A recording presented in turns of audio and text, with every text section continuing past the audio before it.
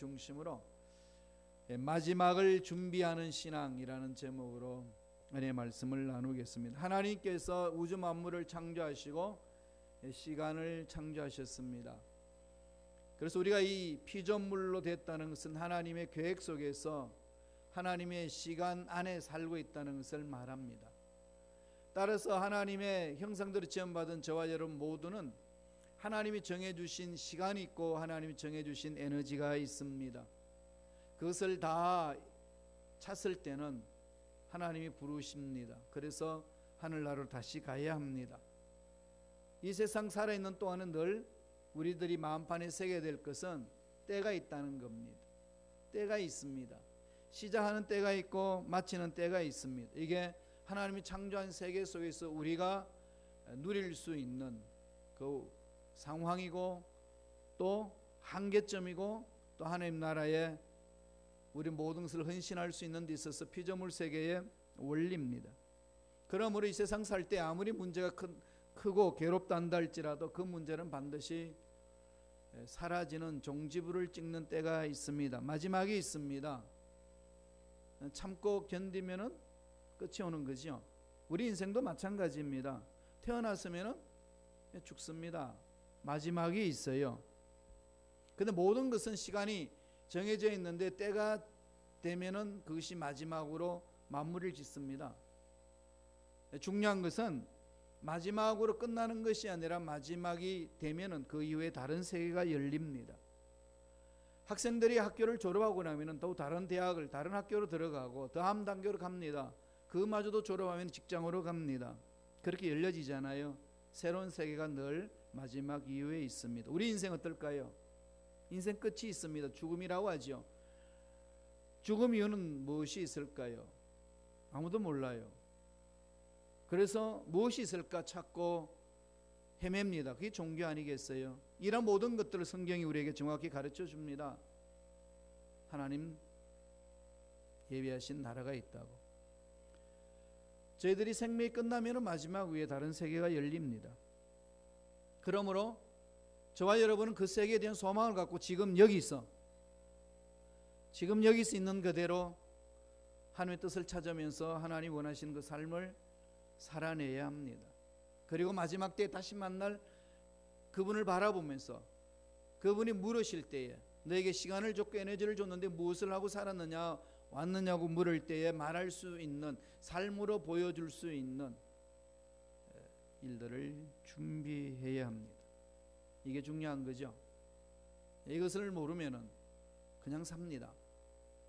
힘들면 주저앉아버리고 더 힘들면 죽어버리고 좌절해버리고 끝내버리고 이런 것들이 참 많이 있는 것이 우리가 살고 있는 세상의 모습입니다. 더 안타까운 것은 그리스도인들마저도 뜻대로 안 되니까 기도한 대로 안 되니까 좌절해버리는 일들이 많이 있습니다. 거기는 근본적으로 신앙의 문제가 많습니다. 믿음 생활하는 게 아니에요. 그래서 믿음을 점검해야 합니다. 매 순간 믿음을 점검해 보셔야 됩니다. 늘 제가 말씀드렸지만은 아브라함은 하나님 약속을 받고 갈 바를 알지 못하고 나갔습니다. 가다가 하나님이 약속 주셨어요. 갈 때에 자식을 주겠다고. 그 자식을 기다렸는데 시간이 지나가도 10년이 지나도 없습니다. 그러니까 자식을 얻고자 하는 그 마음에서 하갈을 취해서 그것도 사라가 제안을 했어. 합법적으로 하갈을 취하여 이스마엘을 얻습니다. 아브라함에게는 너무나도 귀한 일들이고 너무나도 중요한 겁니다. 그 과정이 획기적인 놀라운 역사가 일어났습니다. 왜냐하면 다른 사람을 양자를 삼으려고 생각했던 아브라함에게 자기의 씨앗이 생겼습니다. 이스마엘. 너무 기쁘지 않겠어요? 근데 하나님이 뭐라고 하셨나요? 아니야. 하나님 평가는 그렇게 나오신 거죠. 여러분 인생 하나님 뭐라고 말씀하실까요? 오라. 이러면 얼마나 좋겠어요. 그건 아니야 그러면은 우리 인생 한평생 사는 것도 허무한 거 아니겠어요? 그게 중요한 거죠. 그래서 아브라함에게 그 말씀하셨어요. 약속의 씨앗을 기다려라. 그래서 이삭을 얻습니다. 다시 말씀드리면 저와 여러분 신앙생활에 이스마엘을 얻을 수 있고 이삭을 얻을 수 있습니다. 무엇을 선택해야 될까요? 선택은 저와 여러분 자유입니다. 그러나 그 선택의 평가는 하나님이 다릅니다. 이게 중요하다는 거지요. 그래서 하루하루 하나님 나를 향하신 뜻이 무엇인지 묻는 게 중요합니다. 오늘 다니엘서 마지막 10장 12장의 말씀은 이 세상 종말, 이 세상의 마지막 날에 일어날 것에 대해서 예언한 말씀입니다. 세상의 마지막 날에 일어날 징조에 대해서 말씀을 하는데 그건 이미 예수님이 마태복음 24장에서 예언해 주셨습니다. 도덕적으로 타락하고 부패하고 폭력과 무질서하고 가치관에 혼란이 생깁니다. 정말로 극한 혼란이 다가옵니다. 재난이 연속적입니다. 인간의 힘으로 감당할 수 없는 재난이 일어납니다. 하나님이 이번 여름에 맛배기로 보여주셨어요. 감당 못합니다. 그 더위에 갑자기 산에 불이 나고 온 마을을 태워버리고 그렇게 발달했던 달나라까지 가는 우주과학의 기술을 가지고 있는 미국에도 속수무책입니다. 하나님이 우리에게 사인으로 주신 거죠. 소돔의 시대, 소돔과 고모라의 멸망받는 시대, 노아가 홍수로 심판받는 그 시대, 그 시대보다도 더 강한 어마어마한 환란이 온다는 것을 이미 예언해 놓고 있어요. 그럼에도 불구하고 세상 사람들은 세상 것들에 탐닉해 간다고 이야기를 합니다. 하나님의 말씀은 농담으로 들리고 그게 만판에 새겨지지 않습니다. 이게 마지막 날에 일어나는 현상들입니다. 오늘 본문 12장 1절에 바라보면은 개국 이래로 그때까지 없던 환란을 겪을 것이라 그랬습니다. 무슨 환란이 온다는 거죠. 이 지구촌은 종말을 향하여서 엄청난 빠른 속도로 달려가고 있습니다. 이런 종말을 대해서 다니엘한테 예언을 하시고 보여주시고 하나님 뭐라고 그러시나요? 그 마지막 날을 위하여 준비하라. 예수님 오시기 전에 사건을 먼저 보여주시고 다니엘에게 준비하라고 말씀을 했습니다. 이것은 지금 주님 오심을 다시 기다리는 저와 여러분 삶에 있어서 너무나도 중요한 메시지입니다. 때와 시기는 우리는 알지 못합니다. 그러나 어떤 상황에 어떤 때 일어날 것인지에 대한 점은 압니다. 한 예를 들자면은 아기가 엄마 뱃속에서 10달 있으면은 이 세상에 태어나는데 그 날짜 짐작은 하지만은 정확한 그 시기 모릅니다. 그때 모르지 않습니까? 모르니까 비행기에서도 아기 낳고 차 안에서도 아기 낳고 직장 가서 아기 낳고 뭐 그러곤 합니다.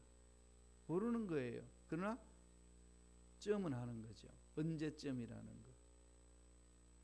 그건 하나의 상징적으로 볼 수 있습니다만 하나님 나라가 이 땅에 다시금 종말로 임할 때 이 땅에 예수로 인하여서 이 땅에 하나님 나라가 완성될 그때 하나님이 예언하셨어요.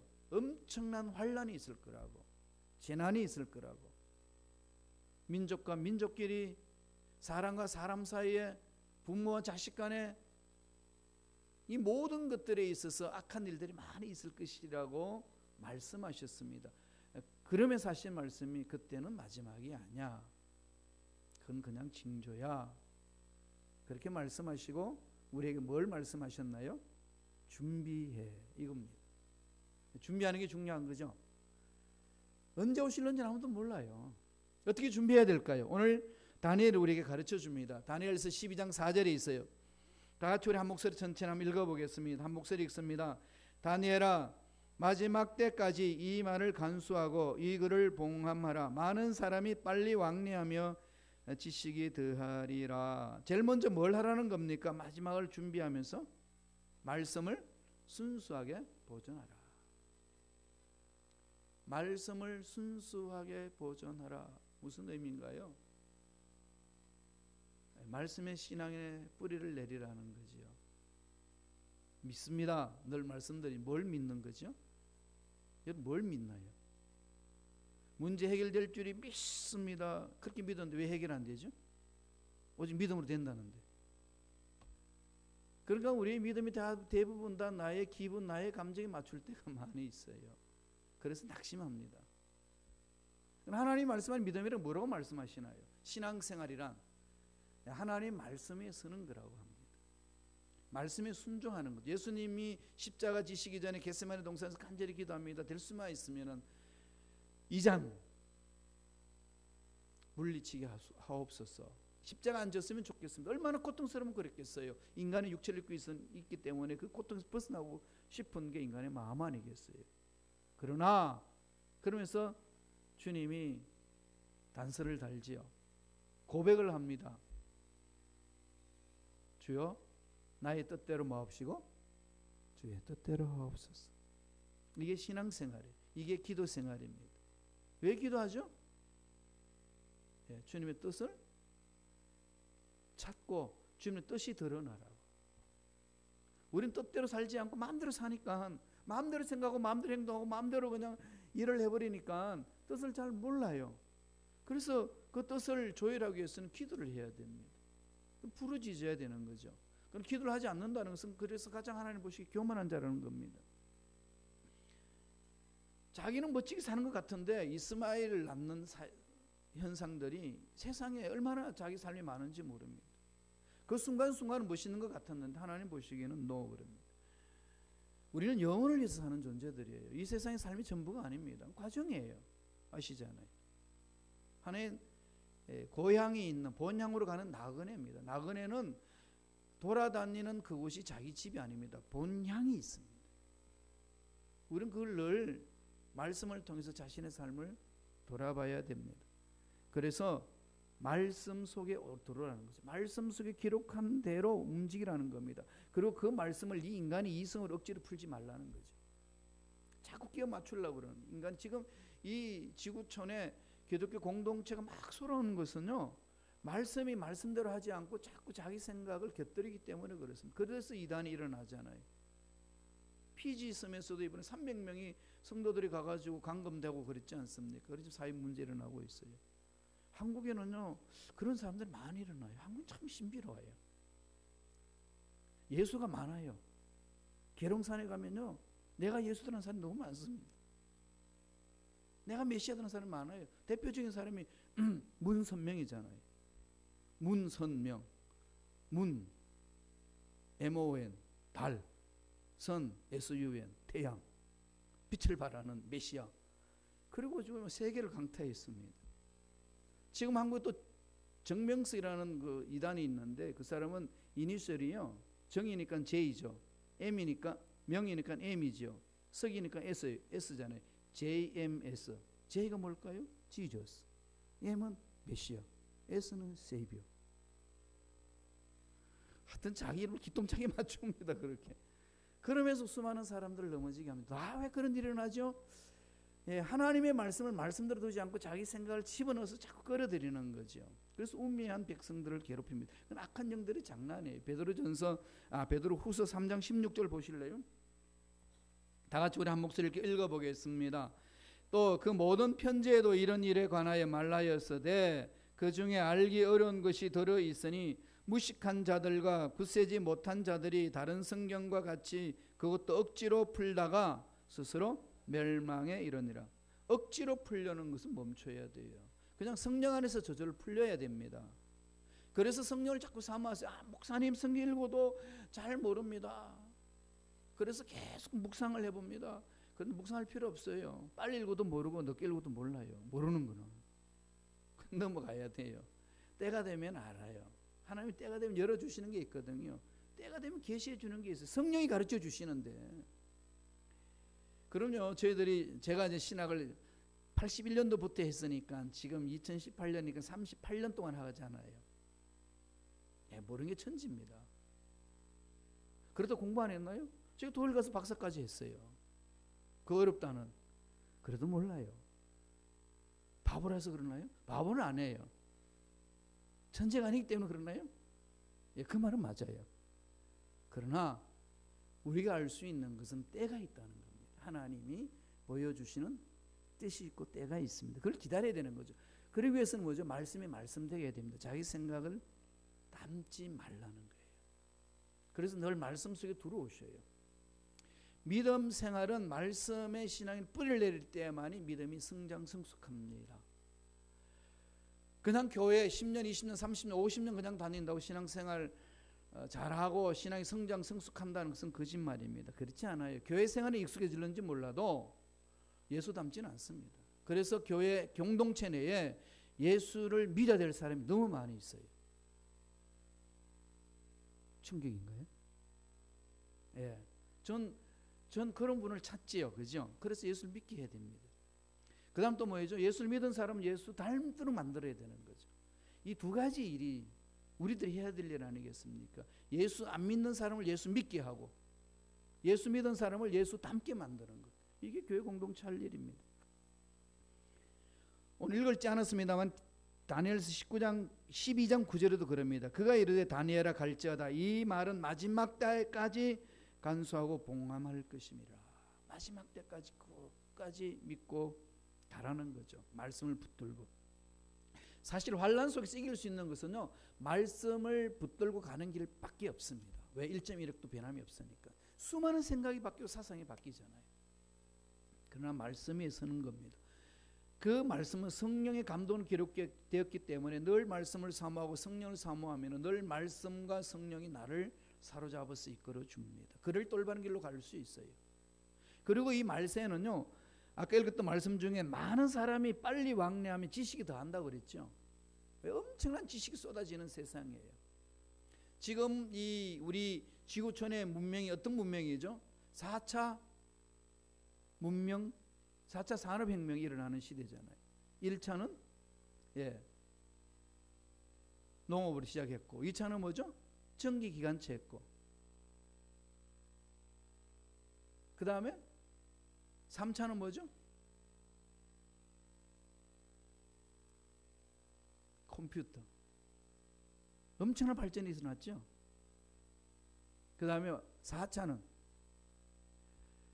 모든 이 산업을 이렇게 하나로 융합시키는 거예요. 쉽게 말하면 기계와 인간의 이 지능이 생체가 뭉쳐져서 하나가 되어지는 것. 그건 인공지능을 만드는 로봇가 나오는 거죠. 인간 대신에 인간 같은 로봇가 나와가지고 살아주는 겁니다. 이 4차 산업혁명이 지금 일어나서 서서히 그렇게 되어 있습니다. 지능형 로봇. 전기기관차가 발견되었고 그 다음에 두 번째는 모든 것이 자동화, 기계화되었고 그 다음 컴퓨터가 일어났고 이번에는 인공지능으로 나타나서 사람으로 살아내는 겁니다. 그러면은 우리의 모든 지식은요, 그 컴퓨터 안에 다 들어있어요. 여러분 스마트폰 다 들어있잖아요. 핸드폰에요. 여러분 알고 있는 걸어다니면서 다 볼 수 있지요. 이제는 이 세상에서 두각을 드러내려면은 많은 지식을 습득하는 거 아니에요. 지식은 정보는요 다 컴퓨터에 있어요. 이제는 뭘까요? 그걸 어떻게 활용할 줄 아느냐. 창의력이 중요한 거죠. 창의력이 개발되어야 돼요. 남들이 생각하지 않는 것들을 생각해낼 수 있는 그런 창의력이 있어야 됩니다. 그런 사업을 구상하는 거죠. 어디서 올까요? 하나님 앞에 부르짖어야 돼요. 세상의 지식은 그렇게 많이 일어나는데 그 반면에 무슨 현상이 일어나죠? 하나님을 아는 지식은 빈곤해진다고 그랬습니다. 이 세상이 일어나는 엄청난 지식량으로 인하여서 그것이 우리 세상을 윤택하게 만들고 유토피아로 만들 것만 같은 착각 속에 빠지게 만드는 거죠. 그래서 인간이 영혼을 도둑질하잖아요. 악한 놈들. 그러면은 하나님을 알아가는 지식이 없어집니다. 멀리 갈 필요 없어요. 여러분 삶을 보세요. 왜 말씀을 못 읽고 왜 말씀 속에 들어오지 못하나요? 왜 기도를 간절히 못하나요? 딱 한마디로 결론 내리잖아요. 무엇 때문에? 바빠서. 아닌가요? 시간 여유만 있으면 할 수 있지 않나요? 바빠서 못하죠. 무엇을 위해서 바쁘죠? 먹고 살기 위해서. 안 하면 안 되는 상황이 주어져 있습니다. 이렇게 우리는 이 상황 속에 적응되기 시작하는 순간부터 하나님 말씀은 차후가 되고 내 삶의 현장이 먼저가 됩니다. 근데 하나님은 거꾸로 하라는 거죠. 말씀 안에서 이 삶의 현장을 지배하라는 겁니다. 이게 하루아침에 되지는 않습니다. 그건 그렇게 훈련해야 돼요.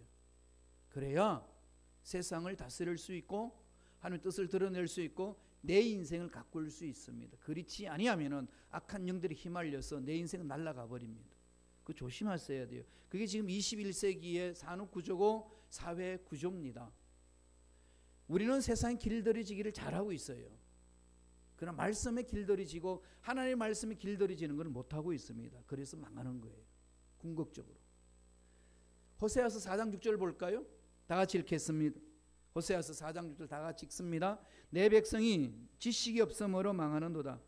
내가 지식을 가졌으니 나도 너를 버려 내 제사장이 되지 못하게 할 것이요 내가 하나님의 율법을 잊었으니 나도 내 자녀들을 잊어버리리라.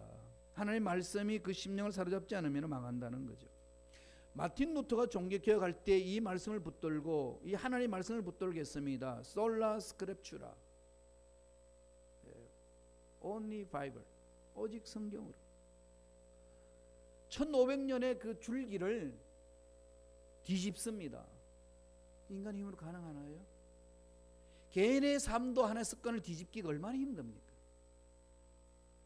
한 역사 속에 1500년 동안 흘러오는 그 공동체의 질서를 뒤집죠. 무엇으로? 말씀으로. 말씀에는 혁명 같은 그런 사건을 일으킵니다. 다이나믹 같은 파워가 있습니다. 매달려 보세요. 중요합니다. 이걸 마지막 때 해야 된다는 거예요. 마귀는 이걸 못하게 만듭니다. 자꾸 바빠서 못하게 하고 세상에 재밌는 것들이 많이 있어서 그렇고 힘들어서 못하게 하고 여러 가지 이유가 많이 있어요. 우리가 살고 있는 이 시대 상황 속에는 그 영적 싸움을 하셔야 됩니다. 안 하면은 집니다. 안 하면 져요. 길들여집니다. 악한 영들에게 길들여집니다. 그래서 사로잡히는 거예요. 두 번째, 무엇을 하라고 이야기합니까? 마지막 때에 말씀을 전하라. 어떻게 말씀을 전하나요? 말씀이 내 속에 있어야 전하죠. 성경은 늘 전도를 이야기를 합니다. 근데 전도의 방법은 시대마다 달라요. 옛날 했던 방법으로 지금도 해야 된다라고 주장할 필요는 없어요. 상황에 맞게끔 하면 됩니다. 오늘 이 시대는 어떤 전도가 먹힐까요? 관계 전도입니다. 삶으로 보여줘야 돼요. 삶으로 보여주지 않기 때문에 예수를 몰라서가 아니라 오히려 안 옵니다. 네 삶 때문에. 내가 네 삶을 보고 내가 못 가겠다는 겁니다. 이게 참 우리 충격을 먹는 일들이에요. 지금 교회에서 상처받아가지고 한인교회를 떠난 사람들이 윌로 크릭 교회에 1000명이나 넘습니다. 가 있는 사람들. 그래서 우리 목사님들끼리 모여서 우리가 회개 통해 자복해야 된다고. 안타까운 일 아닌가요? 우리 민족교회에서 우리 민족을 품지 못하니까 튕겨서 미국 사람들 교회에 가서 거기 사는데 정말 제대로 하는 사람이 얼마나 되겠어요? 많이 없어요. 1000명이 넘게 가 있지만은 거기서 늘 갈등을 느낍니다. 그래도 거기 있으면 상처를 덜 받으니까 차선책으로 거 있는다는 거예요. 얼마나 마음이 아파요. 참 마음이 아픈 일이에요. 그래서 말씀을 전해야 되는데 말씀을 전하는 저와 여러분들은 내 마음에 말씀이 가득 차야 됩니다. 말씀을 볼까요? 다니엘서 12장 3절입니다. 다 같이 한 목소리 천천히 읽습니다. 지혜 있는 자는 궁창의 빛과 같이 빛날 것이요 많은 사람을 옳은 대로 돌아오게 한 자는 별과 같이 영원토록 빛나리라. 많은 사람을 옳은 대로 돌아오게 하는 자, 말씀에 써 있는 자. 이 전도의 일꾼, 이런 일꾼들이 이 시대에 필요합니다. 여러분, 때를 얻든지 못 얻든지 전도를 해야 돼요. 이걸 문자적으로만 해석해가지고 그냥 그 사람을 괴롭히는 것이 아니라 그 사람을 잘 섬겨야 됩니다. 불신자를 잘 섬겨줘야 돼요. 감동이 전해져야 됩니다. 이 시대는요, 전도가 감동이 전해져야 돼요. 마음에. 왜냐하면은 지금 시대가 포스트 모던 시대, 현대 후기 시대라 가지고요, 절대 진리를 뭉개버리는 것이 이 시대 사상입니다. 오직 예수만이 길입니다라는 사실을 뭉개버립니다. 이 시대 사상이. 왜 너희들만이 진리냐? 모하메트도 있고 불교도 있고 유교도 있는데 힌두이즘도 있는데 왜 너희들만이 진리고 그들은 왜 진리가 아니냐? 이렇게 공격해 옵니다. 이 공격하는데 변론하면 싸움밖에 안 일어나요. 그럼 어떻게 되죠? 내가 만난 하나님 은혜 안에서 감동을 줘야 돼요. 내가 만난 하나님의 은혜를 가지고 그 사람을 녹여놔야 된다는 겁니다. 관계전. 내가 손해보면서 내가 핍박을 받으면서 오늘 시대는 그렇게 말씀을 전하는 자가 되어야 된다라고 이야기를 하고 있습니다.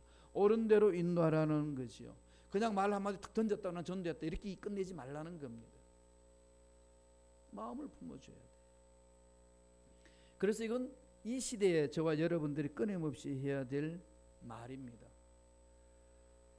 그래서 우리가 예수를 닮아가는 데 있어서는 두 가지를 말씀드렸죠. 예수를 믿게 해야 됩니다. 믿는 순간에 새 생명을 가지지 않습니까? 생명이 들어가야 돼요. 그 일에 집중해야 됩니다. 들어가려면 그걸 감동시켜서 말씀 받게 해야죠. 두 번째는 그렇게 생명을 받은 자는 어떻게 되죠? 생명이 무럭 성장 성숙해서 변화받아야 되죠. 예수를 닮아가야 되는 겁니다. 험악한 시대에 해야 될 일은 우리가 그 예수님의 사랑 깊이 잠기는 것을 말합니다. 생명책에 기록되도록 만들어야 되는 거거든요. 오늘 다니엘서 12장 1절에 보면 이런 말씀이 있습니다. 그때 내 민족을 호위하는 큰 군주 미가엘이 일어날 것이요 또 환란이 있으리니 이는 개국 이래로 그때까지 없었던 환란일 것이며 그때 내 백성 중 책에 기록된 모든 자가 구원을 받을 것이라. 그때 인류의 마지막이 있을 때에 마지막 때에 어떻게 천국에서 영원토록 살 수 있느냐? 생명책에 기록되었을 때만이 가능한 겁니다. 여러분 이름이 생명책에 기록되었습니까? 확신하시나요? 그걸 어떻게 아나요? 어떻게 알죠? 예수님 나의 구세주를 믿는 순간에. 그 증명이 어디 있습니까? 약속의 말씀 속에 있죠. 구원의 확신은 감정이 아니고 내 현상이 아닙니다. 뭐 희한한 것을 체험할 수도 있고 감정이 뜨거워질 수도 있고 아니면 감정이 냉랭해질 수 차가울 수도 있어요. 그런 거 중요한 거 아닙니다. 중요한 뭘까요? 내가 인격적으로 아버지께서 약속하신 말씀, 이 말씀에 근거해 내가 예수님을 나의 구세주로 믿습니다. 성경에 기록한 대로 믿습니다. 이 고백을 확신하는 거예요. 그렇기 때문에 세상에서 죄 좀 짓고 부부싸움하고 이러면 구원이 막 도망가고 이런 게 아니라 늘 구원은 내 마음에 믿음으로 가깝게 머물러 있습니다. 그런데 왜 확신이 없어질까요? 감정이 자꾸 의존하니까. 교회에서 막 예배드리고 뜨거울 때는 구원 확신이 막 불같이 일어나는데 집에 가가지고 한바탕 싸우고 나고 말을 막 쏟아 놓고 나고 세상 가서 한번 막 휘어죽거리고 나면 구원이고 나버리고 다 도망간 것 같고 수시로 그냥 왔다 갔다 하는 건데 그건 신앙생활이 아니에요. 그렇다고 구원이 도망가는 거 아닙니다. 구원은 있어요. 다만 내 속에 성령이 계심을 어떻게 하죠? 탄식하시는 거죠. 죄를 토해내라고. 그래서 늘 말씀을 붙들고 가야 된다는 얘기입니다. 계시록 3장 5절에 보면은 이기는 자는 이와 같이 흰옷을 입을 것이요 내가 그 이름을 생명책에 결코 지우지 아니하고 그 이름을 내 아버지 앞과 천사들 앞에서 시인하리라. 주님이 우리를 보증해 주고 성령이 우리를 보증해 주시는 것은 약속의 말씀을 믿는 자에게 그것을 보증해 줍니다. 생명책에 기록되어 있는 거죠. 처음에는 이거 어떻게 수많은 인간들의 이름을 기록할까 했는데요. 요새 컴퓨터 보면 다 기록하잖아요. 여러분 핸드폰에요. 이 세상에 있는 책들 다 기록할 수 있고 남을 만한 핸드폰을 여러분 손에 쥐고 있습니다. 그 문서 다 작업할 수 있어요. 그것도 하나님의 창조하신 원리를 발견해서 만들어 놓는 것 아니겠습니까? 하나님의 책, 신비의 책입니다. 생명의 책입니다. 이게 기록되는 거죠. 예수님을 나의 구세주로 믿고 나오는 자 하나님 기록한다고 했습니다. 확신은 약속의 말씀이 있기 때문에 확신하는 겁니다. 따라서 지금 내가 죽어도 천국 갈 수 있습니다. 근거는 어디에 있다고요? 예수를 믿기 때문에. 그 예수를 믿는 자가 들어간다는 확신 어디에 있나요? 목사님이 말해줘서 그러나요? 아니에요. 어디에서 있죠? 1.16도 변함이 없는 약속의 말씀에서 그렇게 증언하고 있기 때문에 그렇습니다. 여기서 출발하는 거예요. 이게 늘 내 마음속에 확인이 되어야 됩니다.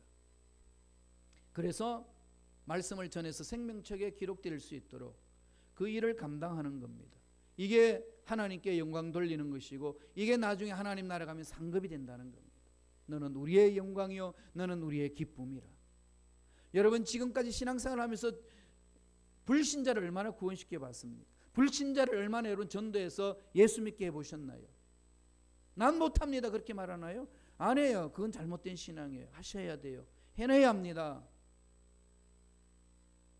내가 예수를 믿어 사랑을 체험했기 때문에 예수 믿지 아니하는 사람을 내가 어떻게 예수를 믿게 해서 신앙생활을 하며 하나님 자녀로 만들었느냐? 리스트 있으신가요? 있으신 분들은 계속해야지만 없으신 분들 리스트를 만드셔야 됩니다. 주님 오실 그때까지 전하라는 겁니다. 말씀을 세 번째 마지막으로 뭘 하라는 거죠? 끝까지 기다려라. 하나님이 이루실 때까지 끝까지 기다려라. 신앙생활의 중요한 자세는 인내입니다. 참고 버티는 거예요. 지금은요 참고 버텨야 됩니다. 참고 버텨야 돼요. 제가 순범식학에 온 지 이제 7년째 접어들었어요. 처음에 올 때 어떤 마음이었을까요? 하나님 내가 언제까지 여기 있어야 됩니까? 그걸 묻고 왔어요. 지금은 어떻게 할까요? 영원히 있겠습니다. 이런 기도 안 해요. 어떻게 하죠? 언제까지 있어야 합니까? 물어보는 거죠. 그러면서 하나님 음성에 순종하면서 지금까지 버텨서 온 거예요. 7년이에요. 그죠? 7년째 접어들었습니다. 그래서 주위에 많은 사람들이 물어요. 7년째 접어들었는데 넌 안 가냐? 동기가 그러더라고요. 야, 너 왜 시카고에서 날 밀어내려고 그러냐?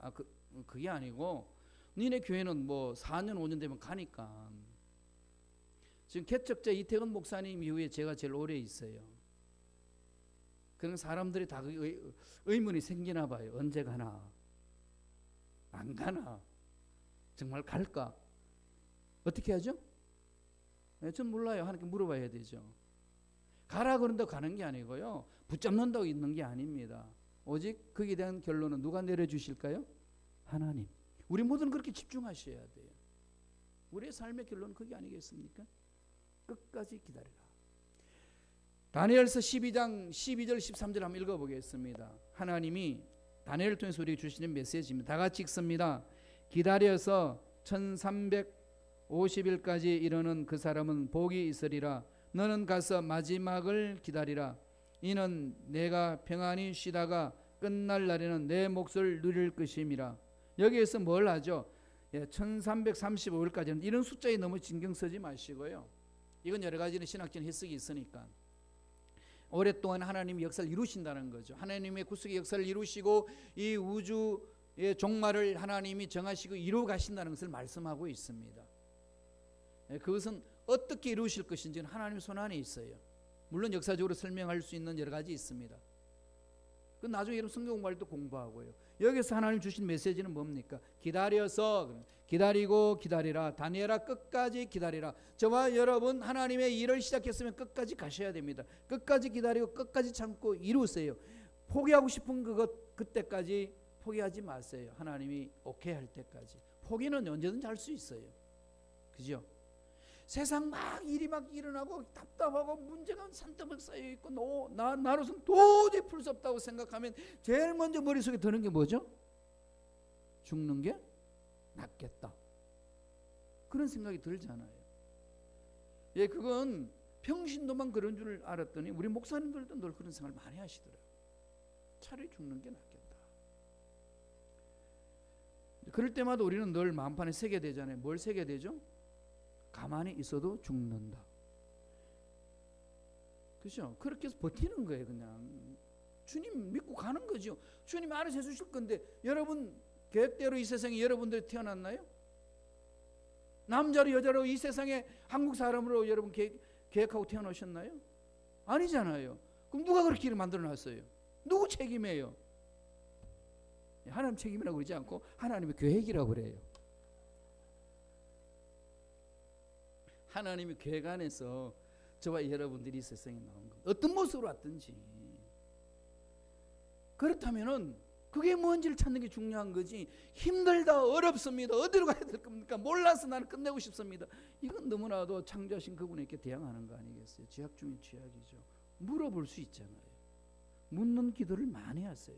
스스로 결정 내리고 스스로 결론 내리고 풀어가려고 하지 말고 물어보세요.